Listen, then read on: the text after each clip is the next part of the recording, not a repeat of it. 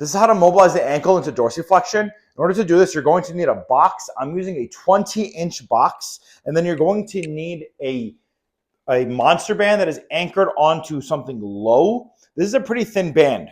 The reason for that is I need to get it underneath my ankle bones, which I will show in just a moment. In order to get in the position, you're going to put that band around your hip in order to walk it forward because you need good tension on this band. Then I'll lift my foot onto that 20-inch box.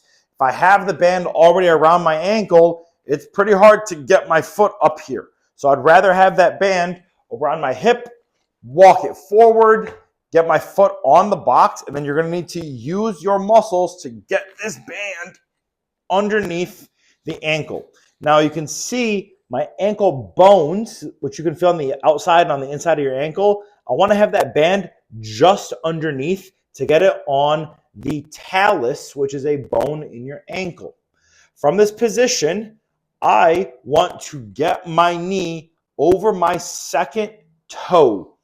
When you do this, now I want to get all my body weight on top of this ankle in order to really feel that stretch. So I'm just going to lean my chest over my knee, and I might even grab onto that box and pull myself down even more. And just by doing that, now I'm actually feeling a stretch in my ankle. Once you get into this position, you could even add a contract relax. So in order to do that, once I'm at my end range of motion, I'm going to try to lift my toes up off of the box. Because I'm at my end range, even though I'm going to try to do this, you're not going to see any movement. So right now I'm at the end range. I already feel a little bit of a stretch. I'm going to try to lift up my toes, which I'm doing right now, but you don't see any movement because I'm at my end range. If I were not at my end range, I can very easily lift up my toes. So this kind of gives you some feedback that you should be at your end range. And if you can't lift up your toes, that really does confirm that you're at your end range of dorsiflexion range of motion. Along with that, you are trying to get some muscle activation so that way you have a brain-body connection and you're able to get some muscle activation at that end range of motion. So again, I will shift my knee over my second toe.